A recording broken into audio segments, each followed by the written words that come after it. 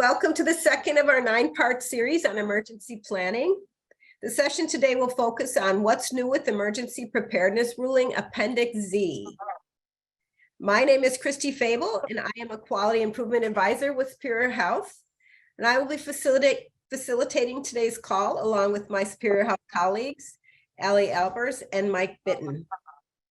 Before I introduce our speakers for today's call, I want to take this time to review just a few housekeeping items. We will be posting the slide deck several times into the chat for your convenience. Please feel free to add questions and comments into the chat box as you think of them, and we will answer questions at the end of the call. There will also be an opportunity to ask a live question at the end of the call, and we will review that process just a bit later. The series is being recorded and will be available on our YouTube channel in about 2 weeks, which will allow you and your team access to the recordings on demand when it is convenient for you.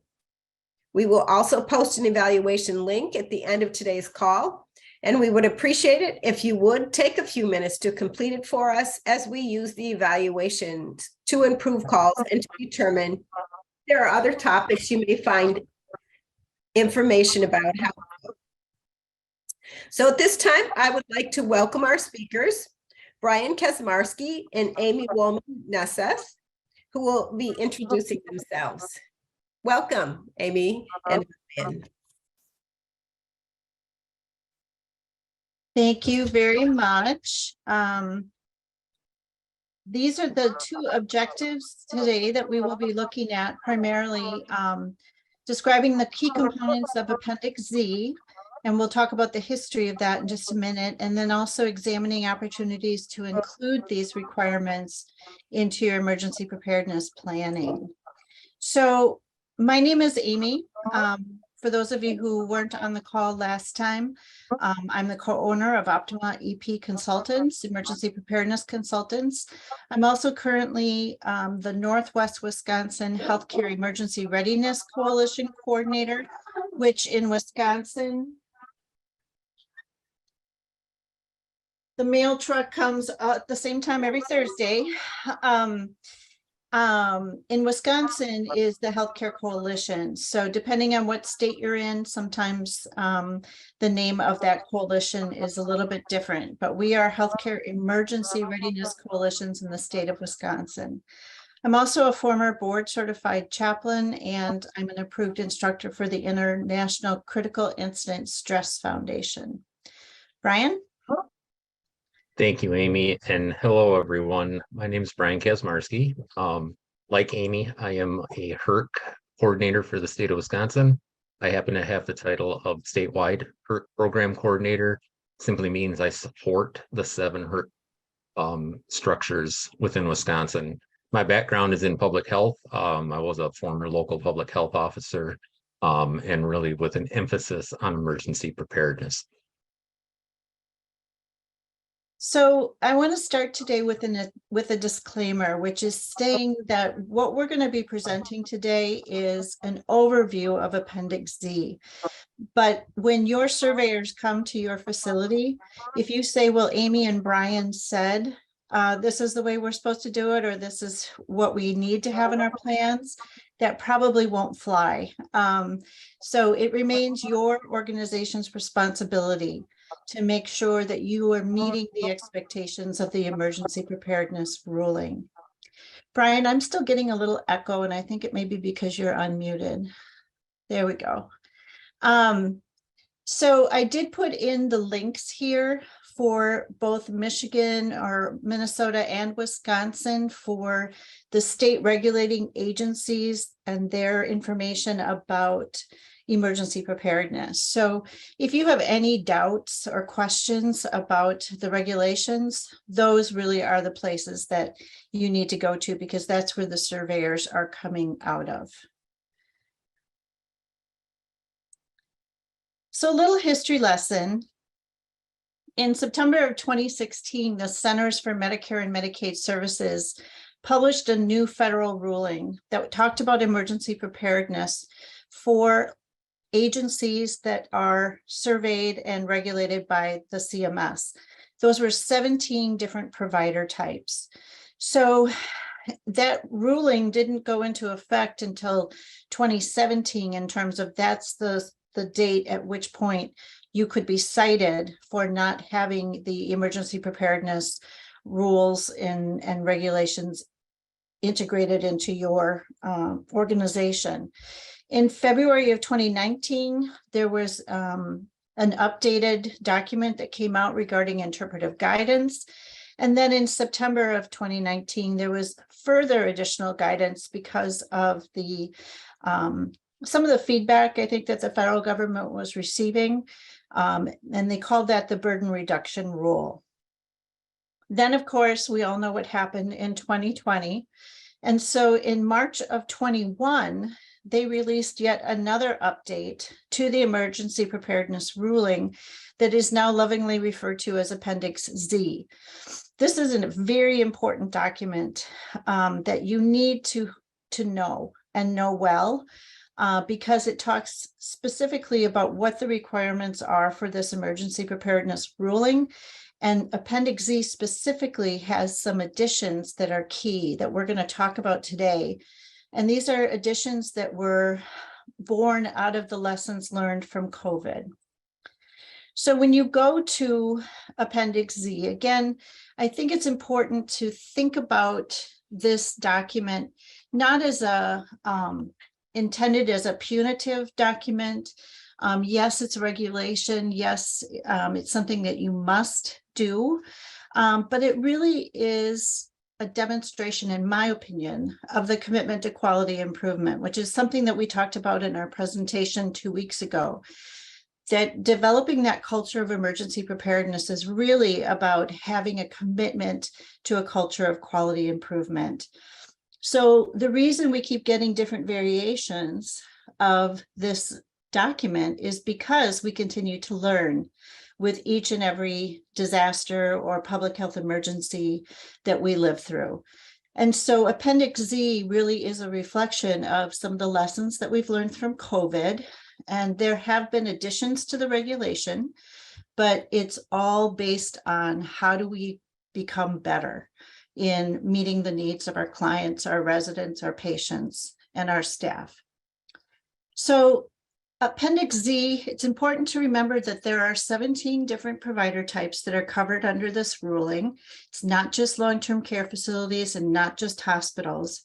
When you go to Appendix Z, you will see that there's a list of all of the different types. This is just a snippet of that, but it's really important that you're looking, of course, at your own regulations for your type of facility.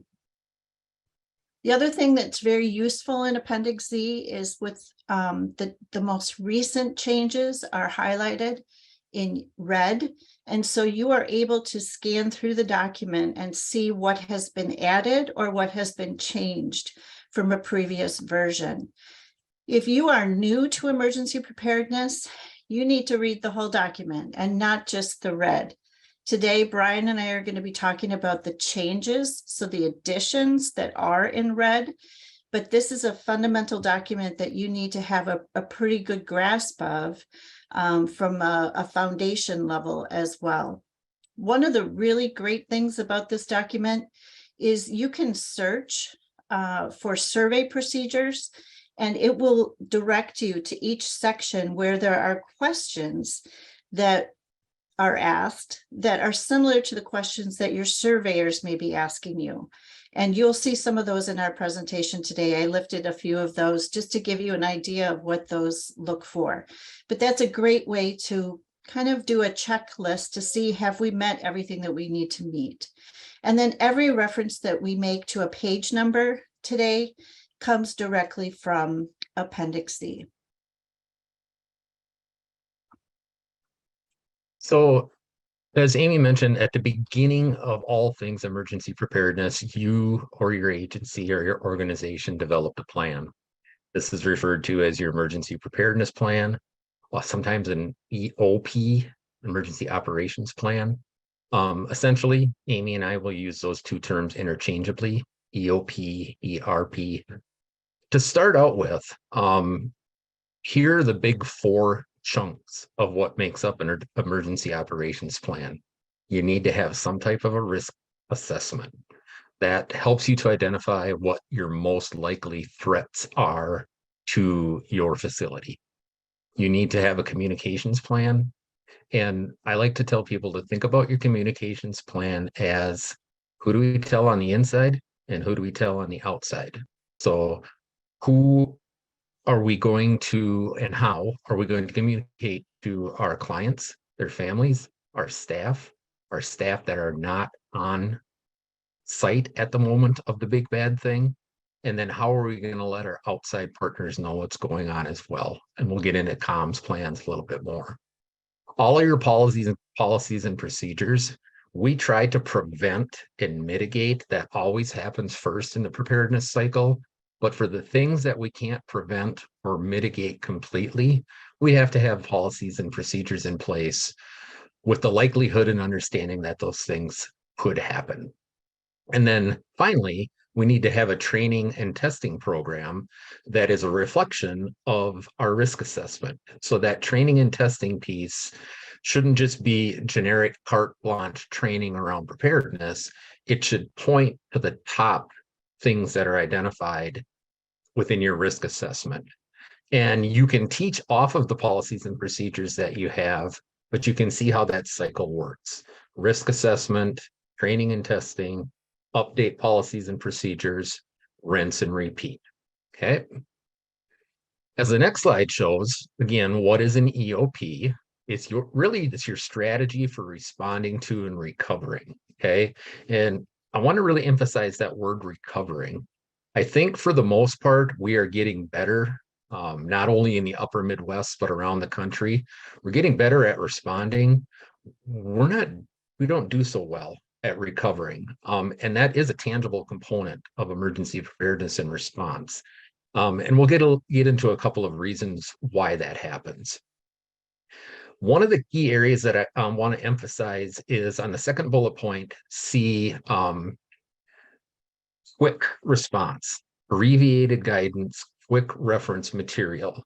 When I started out in the world of preparedness, we wrote very robust, comprehensive plans that were heavy in narrative.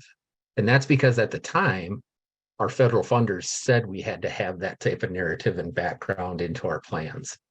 We don't see that very much anymore in emergency response plans. What we see in emergency response plans now are checklists, process flow maps, very simple visuals and one-pagers that can quickly get a function and a response stood up so that you can get caught up to that incident and hopefully get ahead of it so that you can start to mitigate the damage of whatever that incident is. And then finally, the incident command system. I know this is the part where everybody gets to the edge of their seat because it's riveting. That really does need to serve as the foundation of all things within your emergency operations plan. Number one, because it's a requirement. Number two, because it's standardized. And number three, when you have outside partners that are going to come in and help you with a response, these are people that you're not used to working with on a day-to-day basis. It's important to have that standard terminology and that standard structure in place so that you can seamlessly integrate all of those key players into your response, and not everybody's not looking at each other going, well, what's your job? What's your job? And I thought you were doing that, or I thought he was doing that. So that's the importance of the incident command system.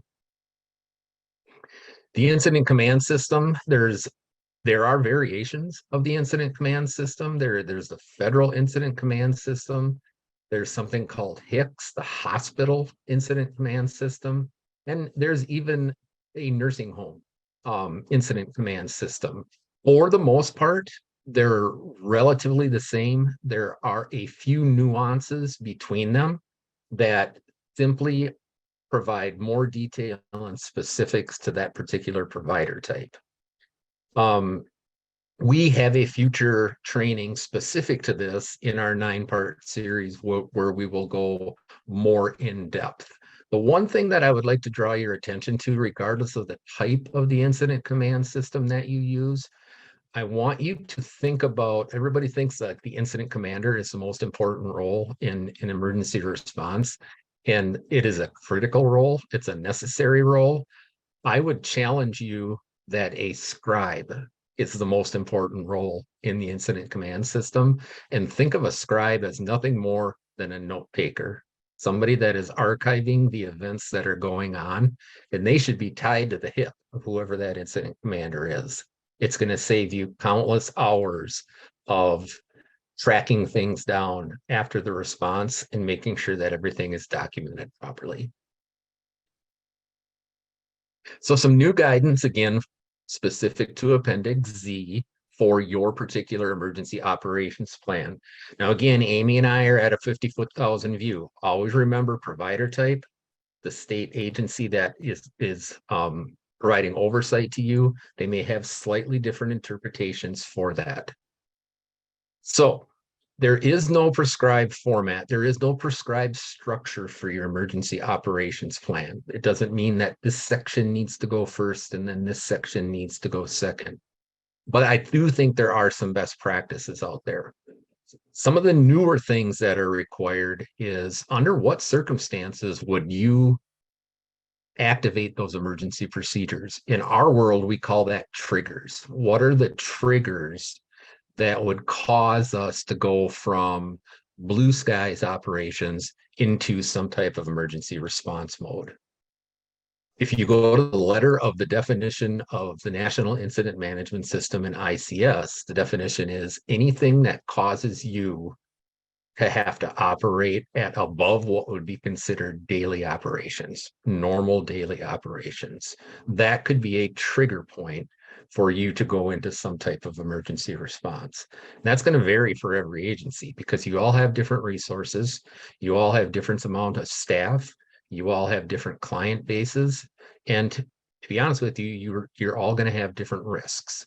So that's a very variable trigger point.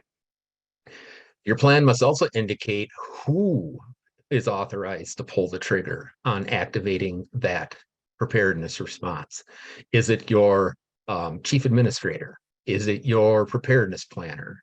The key on that is whomever it is, it has to be documented in your plan. So who is authorized to trigger that plan needs to be documented in the plan. And then the last piece, again, providing CMS when they come on site, first off, hand them the flowers and a box of chocolates, and then provide written evidence of your emergency preparedness program. General guidelines is this plan must be updated and reviewed every 2 years, except for the caveat for long-term care facilities, which is an annual requirement. And I would even drill down a little bit further that if you happen to have an incident within that annual cycle, I believe that incident would be cause for an update of that plan. And that's that corrective action piece.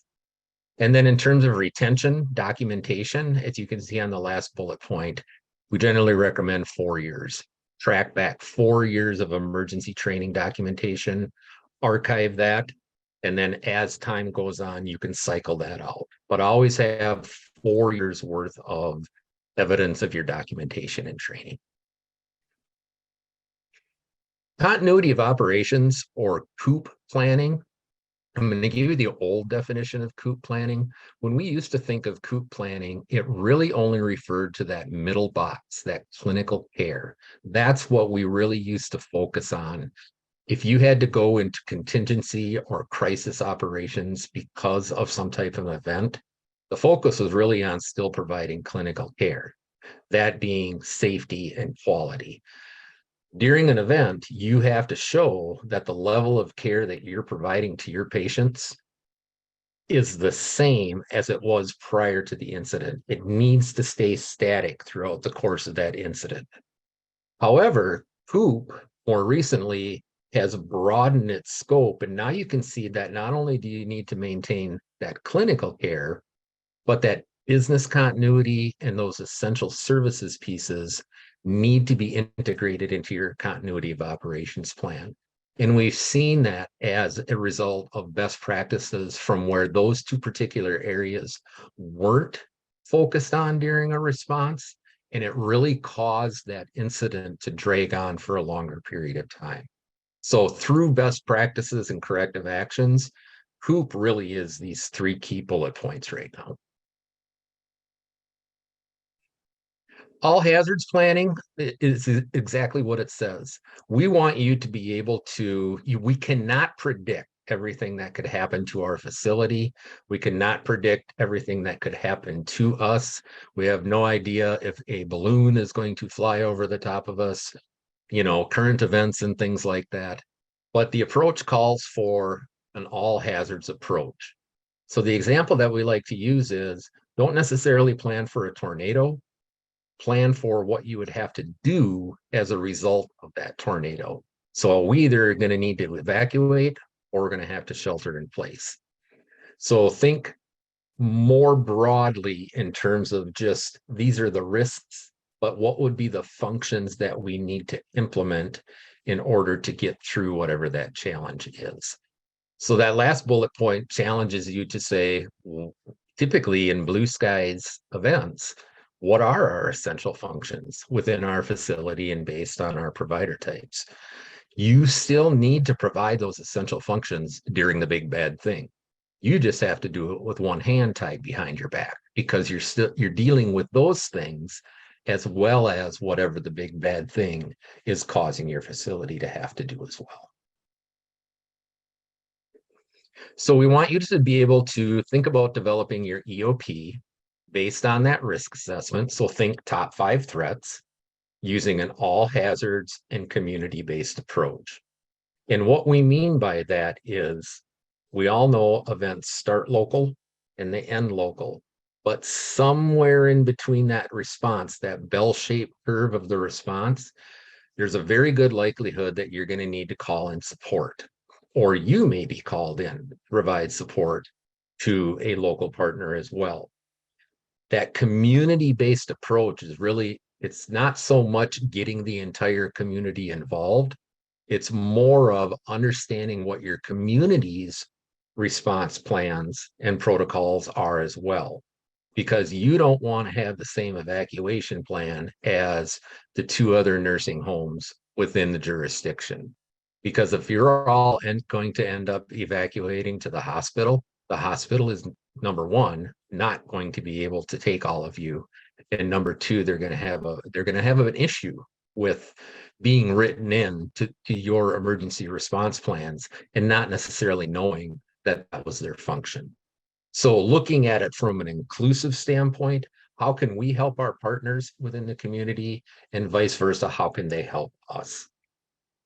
So being involved in local emergency preparedness committees, sometimes they're called LEPCs, local emergency preparedness committees, getting together with your community partners on a regular basis is critical, if for nothing else, information sharing and an understanding. Doesn't need to be a detailed understanding, but a general understanding of what everybody else is going to be doing, so that we can all utilize the collective resources that we have and we're not being redundant with each other.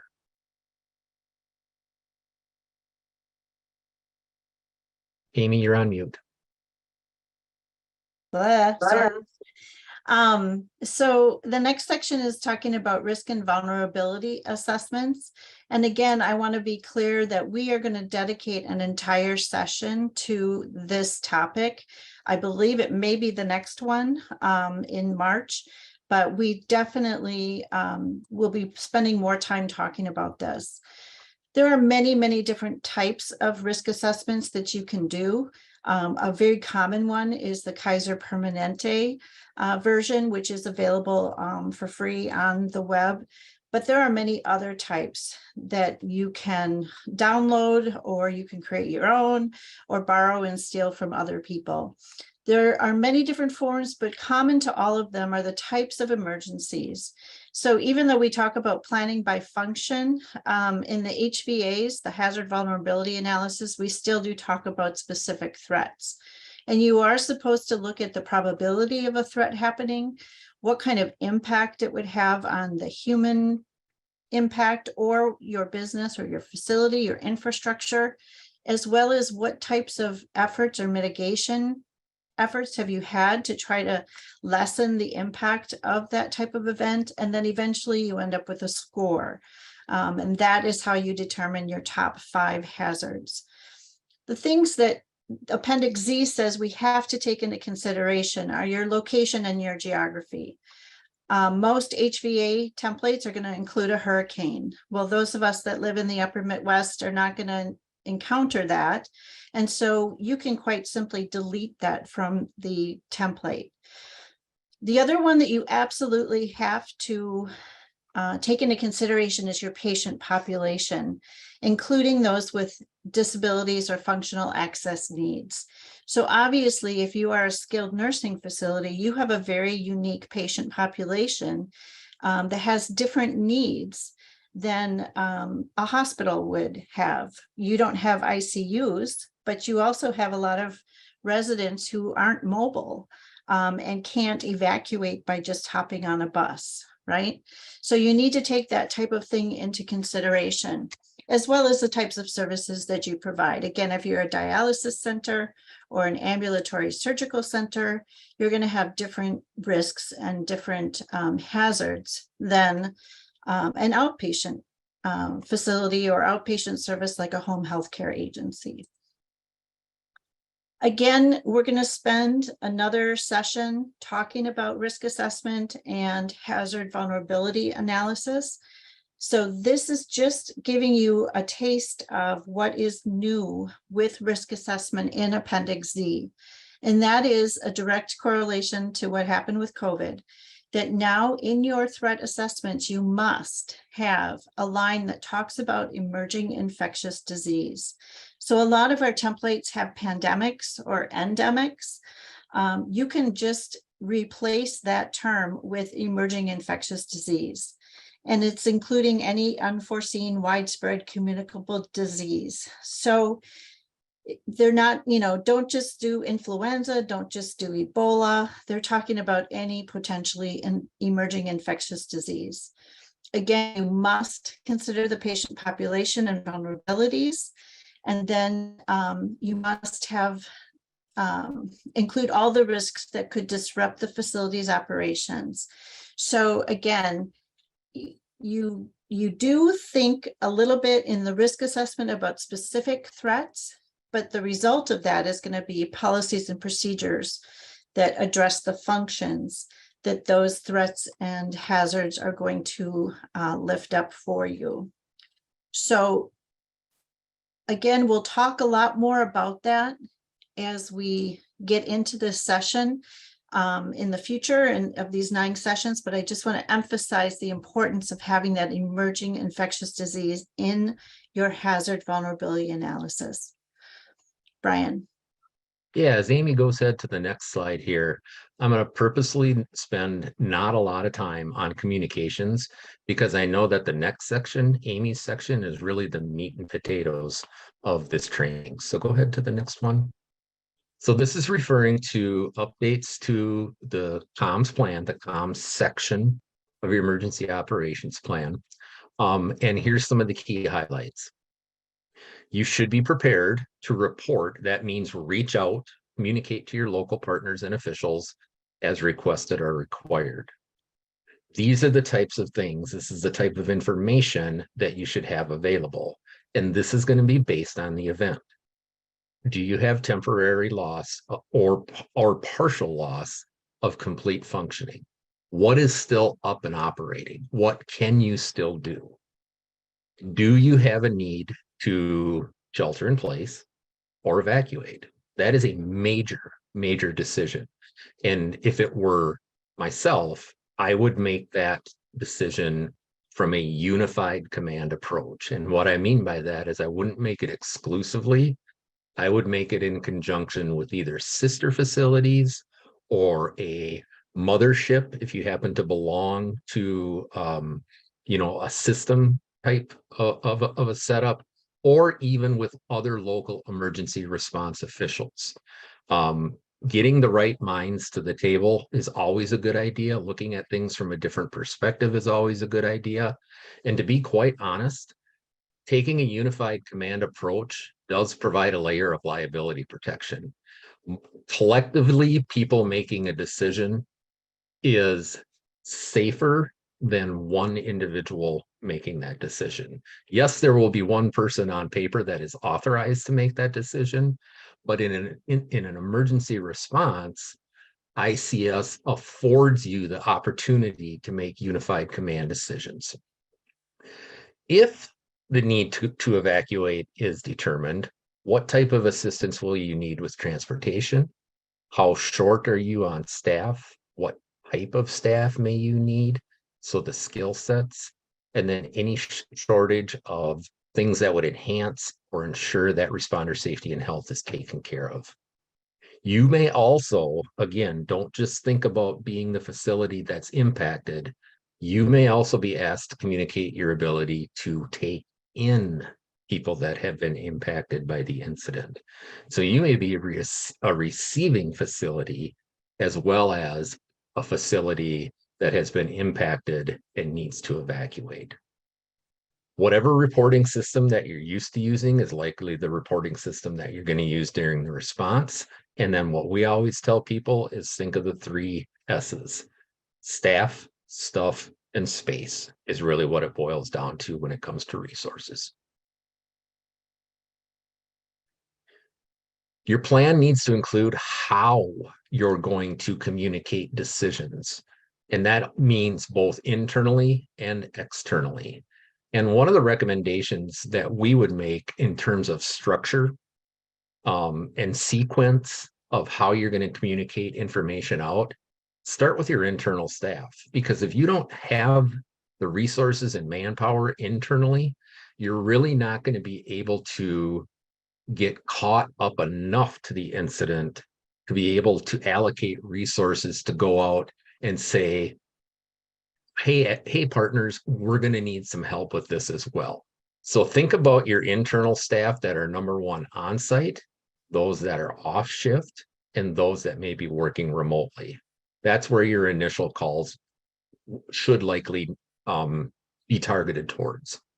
In terms of external partners, then think local responders and officials, regional partners, whatever you happen to call your healthcare coalitions, and then any local government entities that could provide governmental support.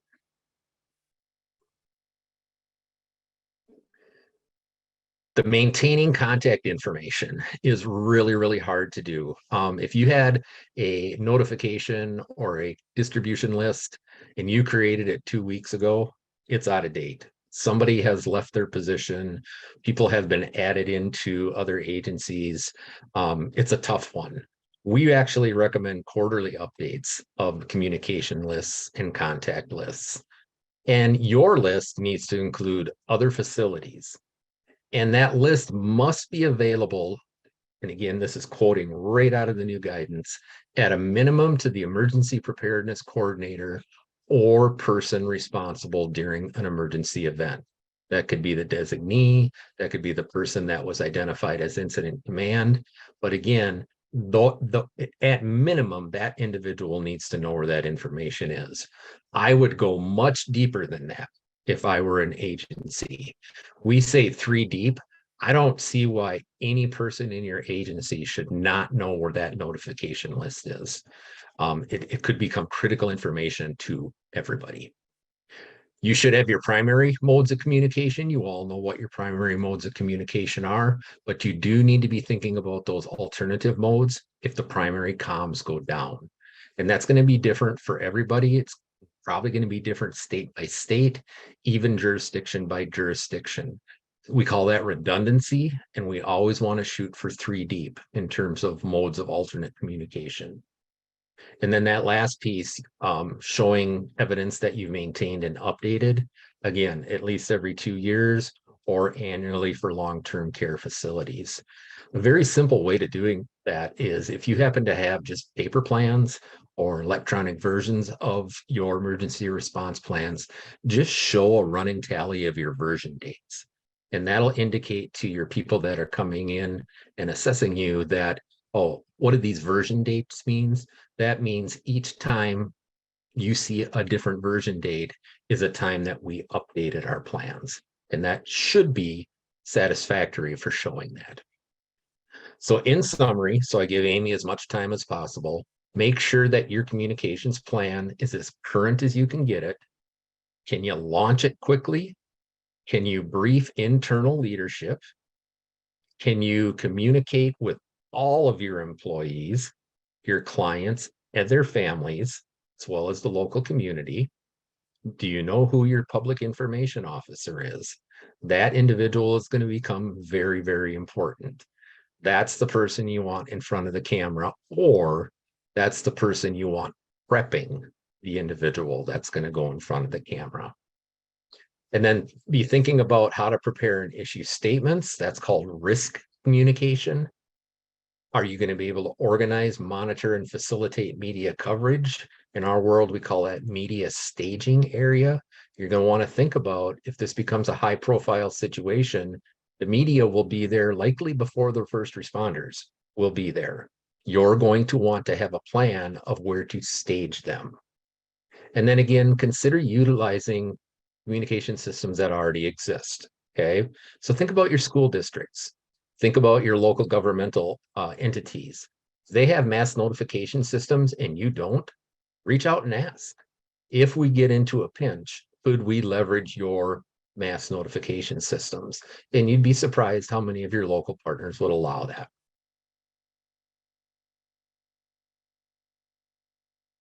In fact, almost every county will have some type of mass notification system. Some people call it Code Red, Send Word Now.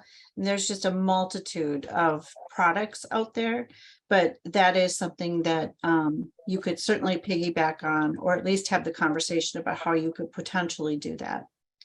Thank you, Brian. So moving into policies and procedures. Brian, can you mute again? Okay. So again, really important message in Appendix Z is that your policies and procedures have to be tied directly to your risk assessment. So again, if your top hazard is extreme cold or extreme heat that could potentially result in sheltering in place or evacuation, then you must have a policy and procedure that talks to evacuation and sheltering in place. If your top risk is acts of threat or violence, someone coming into your facility and causing harm to people, then you need to have a policy or a procedure in place for how you're going to lock down your facility, or how you're going to manage or mitigate the potential for a bad actor to come into your facility. So always be thinking about that risk assessment when you're reviewing your policies and your procedures. Describe in those policies and procedures how you're going to care for your residents, how are you going to care for your patients, and how are you going to care for your staff. And a lot of that, again, gets tied into the communication plan. How are we going to let our families know what's happening? How are we going to manage this incident internally to help care for the people that are in our care? So there are several additions in Appendix Z to policies and procedures, and I'm going to go through about 10 of them that really stood out to me. The first one is considerations during a public health emergency. And again, obviously, this came directly from our COVID experience. So they are now asking every facility to have in their EOP a plan or a policy or a procedure that talks about PPE, that talks about how you're going to screen and test your patients, your visitors, your staff, how you're going to transfer or discharge patients. So part of this is around things like, how do you utilize telehealth? How do you evaluate if a patient needs to be transferred to the hospital? How do you isolate patients or residents within your facility if you have that capability? One of the answers may simply be, for example, screening and testing of patients, is we're going to follow the guidance from our local public health department. That can be written into your plan or policy, because again, when we went through COVID, you weren't all creating that on your own. You were receiving guidance from the federal government as well as from your state and local officials. So stating in your policy that you are going to adhere to whatever recommendations come would be one step towards having that plan in place. Physical environment, again, think about the things that you actually did during COVID. What were some of the changes and procedures that allowed you to maintain the appropriate distance, or to expand your surge capacity, or take care of isolation and quarantine?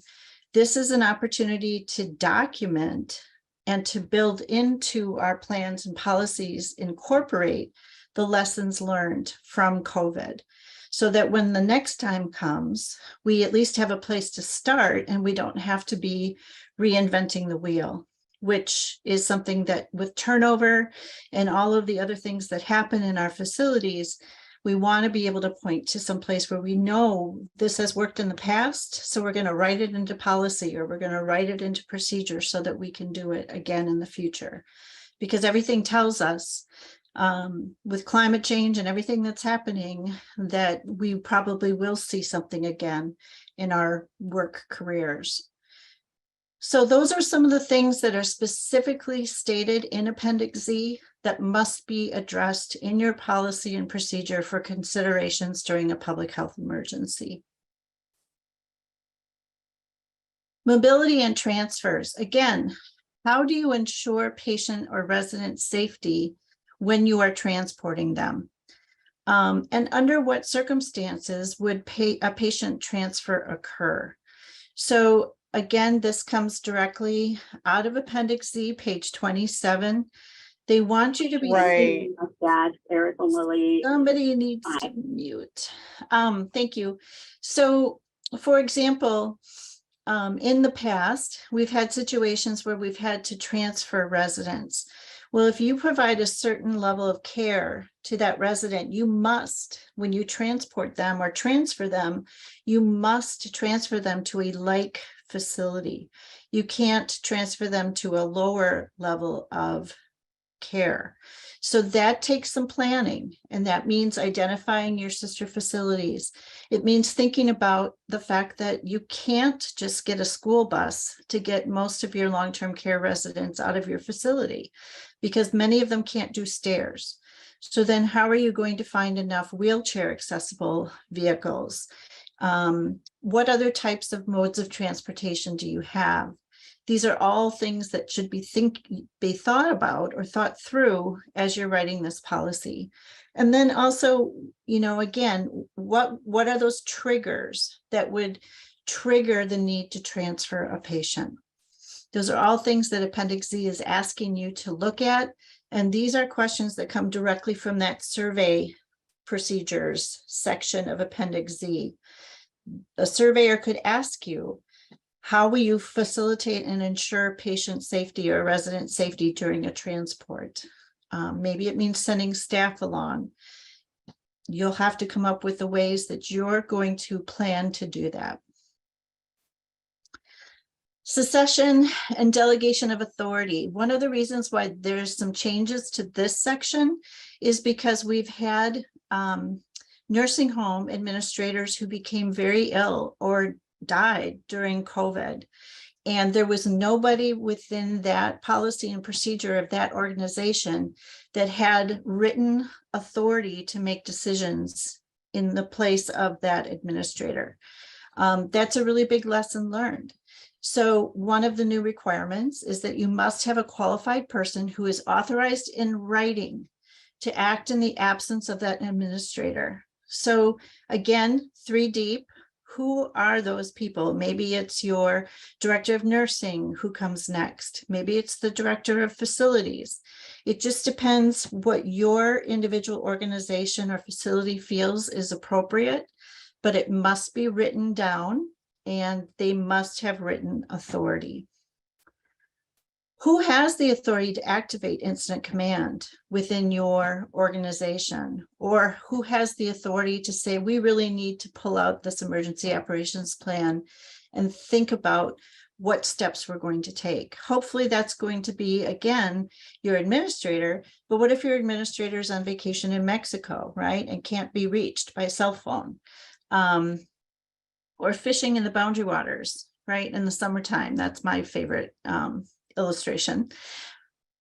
Those people should be written down in your plan and your policy to demonstrate succession and delegation of authority. The other question that can come from the surveyor is to ask people, what role would you play within incident command? So again, they're not going to just walk up to any person on the floor probably, but they could ask this question within your leadership circle and say, if you had activated incident command, what role would you likely play? And it may be the liaison officer, it may be the public health or public information officer, it might be the safety officer.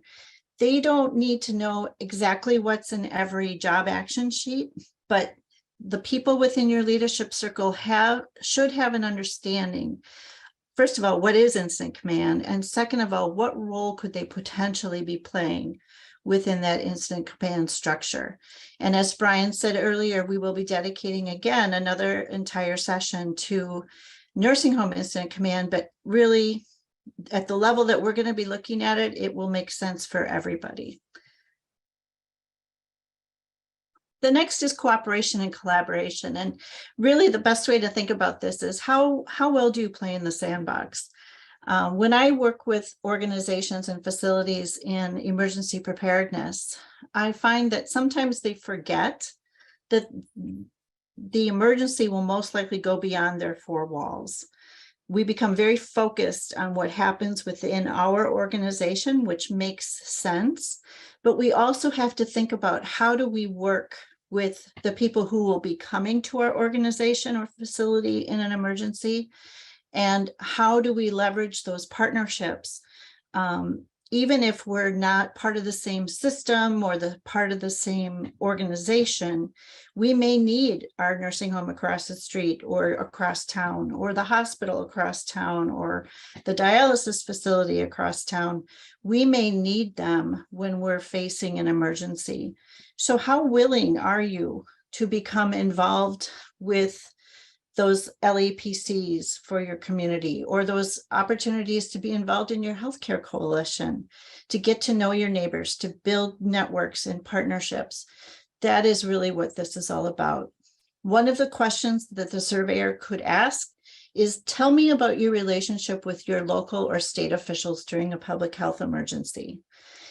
If you don't have the phone number for your county emergency management or county public health officer, that is a potential area red flag, right? You need to have those contacts, and it's even best if you have a relationship with those individuals. And then again, how aware are you of state plans? If we do find ourselves in another public health emergency, how do you become aware of the recommendations coming down from the state? Are you on the listserv for that particular agency? Do you participate in the assisted living or the nursing home long-term care forums that your state agency offers? Those are all things that you can document and demonstrate that you are a part of. And all of those pieces come together to demonstrate how well you do play in the sandbox. Emergency provisions. This is a tricky one as well. So this is talking about, what do you need to have on hand in terms of emergency provisions? So we all know that, you know, the Be Ready campaigns, it talks about, you know, build a kit, have a kit in your home, make sure you have your flashlights, and you've got your medications, and you've got your blankets, and you've got enough water, and you've got enough food to last you, in general, they say about 72 hours, because depending on the incident, emergency support may not get to you for 72 hours. Again, within the facility, hospitals are expected to have 96-hour sustainability plans. Nursing homes, there's no particular amount of stuff that you're supposed to have on hand, nor is there a time limit like this. But it's important, this is lifted directly from Appendix Z. Inpatient facilities need to demonstrate their plan to have enough water, food, medicines, etc., for staff, patients, and residents during an emergency, regardless of evacuation. So again, if you think about your risk, how long is a typical blizzard? Do you have enough stuff to sustain the people within your four walls for 3 to 4 days, 2 to 3 days, whatever you determine makes sense? Alternate sources of energy. Again, it's up to each facility based on your risk to determine what is the most appropriate type. The thing that has been added in Appendix Z is that you need to be able to continue treatments. So if you have residents that get nebulizer treatments, if you have patients that need dialysis, you are supposed to be able to demonstrate that you have a generator or a power pack or some type of alternate source of energy so that you can sustain that same continuity and same level of treatment. And that gets tricky. I'm rushing a little bit here because I want to get through everything. Evacuations, okay? A lot of information around evacuations. We're going to talk again about evacuation in another one of our presentations. But the question is, how do you track your patients, your residents, and your staff? So you've managed to get them out of the building, but who knows where they are? Because when the family starts calling and saying, well, where did grandma go? You need to be able to tell them exactly where that individual patient or resident went. Same thing with the staff. That is now a requirement. What is your triage plan? Who makes a decision about who leaves the building first?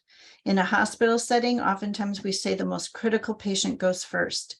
But maybe it makes more sense in some facilities to take a bus full of the people that are most mobile, get the most people out of the building first, and then work on the more critical patients. That is a decision that your individual organization is going to need to think about. How do you communicate to the receiving facility? You can't just take a bus or take an ambulance and drop someone off at the door. They need to have medical records, family contacts. They need to understand what this patient or resident, what their needs are so that they know how to appropriately treat them. How do you communicate? And what do you do? This is a new question in Appendix Z from the surveyor section. What would you do if a patient or a resident refuses to evacuate? There's not necessarily a right or wrong answer to this, but you need to have thought through this. And if you have it written into your policy, all the better. Emergency staffing. Again, lessons learned from COVID. What lessons did you learn about how you're going to preserve your healthcare system staffing level? And I know that this is an ongoing issue and all of our healthcare facilities are struggling with this right now. But think about, what are your agencies' nurses? What are their contact information? How would you utilize your medical reserve corps if you have one within your jurisdiction? How would you utilize volunteers? Those are all things that could be included in your plan and policy for emergency staffing. Additional things to think about with staffing is how would you incorporate the use of telehealth, advice call lines, patient portals. Again, what are your protocols for quick triage and assessment? How do you determine if somebody can stay at home or needs to go to the emergency department? Again, what types of healthcare personnel? Would you accept a volunteer? Would you accept a retired nurse who maybe doesn't have their license up to speed anymore? I mean, these are all kinds of questions that we need to be thinking about and are strongly encouraged to have in our plans. Transfer agreements. Again, it's important that we think about our patient population and continuity of care. If you get to a situation where you have MOUs, for example, memorandums of understanding with sister facilities, it's strongly recommended that not only do you review those transfer agreements every 2 years or every year for long-term care, but also renew or revise any of your transportation agreements. So transfer is where are you moving the resident to? Transportation is how are you getting them there? And so again, you have to demonstrate that you're looking at those and not making assumptions that what worked 5 years ago is going to work today. And finally, 1135 waivers. This is a federal waiver that comes down when there's a national declared emergency. But your leadership team has to have a basic understanding of how does the 1135 waiver change what's happening within your facility during a public health emergency or in an alternate care site. What are the flexibilities that you do and do not have? The key kicker here is that when that 1135 waiver ends, you need to be able to go back to regular practice as soon as that emergency ends. So we all know that the COVID public health emergency is due to end in May. We have to be ready to flip back to all the expectations, everything that we had to do without the 1135 waiver. We have to pick up and be ready to go by the next day. So having that general understanding of what an 1135 waiver is, when it gets issued, how it gets issued, and what kind of flexibilities may or may not be afforded with an 1135 waiver. And I know we're really tight on time. My bad. Go for it, Brian. I think one of the things that we could do is if the moderators have any questions that are queued up, we could certainly address those at this time. I know that the slide deck has been sent out multiple times, but the last piece I can touch on really quickly here. These are just different variations of exercises or drills that you could do. This is talking about the training component. And again, you can see the pages under the Appendix C guidance that you would refer to, how you go about them, how you count them, how you document them. But again, key takeaway point is tie that training plan back to your risk assessment. And we've even seen people lay out training plans. We're going to do this training, and in parentheses, ties to this particular risk. And you're being very black and white about how you're showing that there's a methodology to the trainings that you identified. And the last thing I would say before I turn it back over to moderators is don't make preparedness training an add-on, one more thing. Embed it into things that already exist. So for example, if you have monthly or every other week staff meetings, build a 5-minute standing agenda item into that existing meeting about one preparedness topic. And that way your staff aren't going to see this as, oh my gosh, we're already overworked and overwhelmed. Now we have to go to another meeting for emergency preparedness. It's already integrated into things that they're already used to. Last thing on an after action report, again, you're supposed to identify, this is the quality improvement piece of events and real events and exercises. You identify what you did good and you identify what you fell flat on your face on. And there will be times when we fall flat on our face. That is an opportunity for quality improvement. And that's how you should look at emergency preparedness. As Amy said, not punitive, opportunity to improve. And I will pause there. And again, I apologize. We knew this would be a tight one. There is some great links here that I would encourage you to look at. And again, Brian and I are very happy to field questions. If we don't get them answered here, you can always email us and we'd be happy to try to help you. Thank you, Brian and Amy. Allie, do we have any questions in the chat? I have not seen any at this time. Okay. If anyone wants to ask a question, you can unmute yourself, or if you're on the phone, just click on *6.